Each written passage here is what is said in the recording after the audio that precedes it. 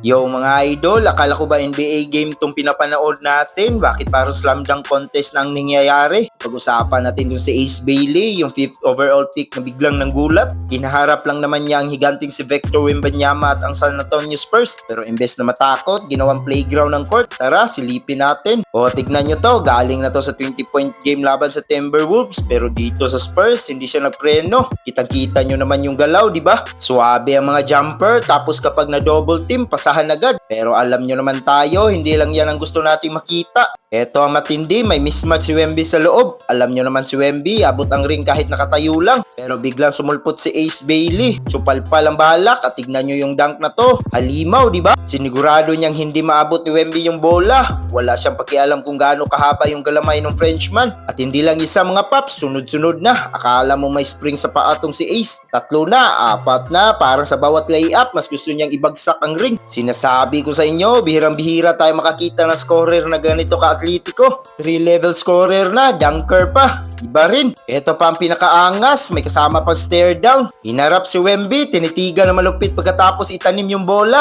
Marami nagdududa sa kanya nung pumasok siya sa liga. Pero sa laro na to, pinutunayan niyang hindi siya basta-basta. Career high 20 points ulit at puro highlights. Kaya ano tingin yung mga idol? Ito na ba susunod na superstar o tsamba lang tong ginawa niya kay Wemby? Comment nyo na yan sa baba at huwag kalimutan mag-like at subscribe para lagi tayong updated sa mga ganitong bakbakan. Hanggang sa muli, ito ang inyong tropa sa basketball. Peace out!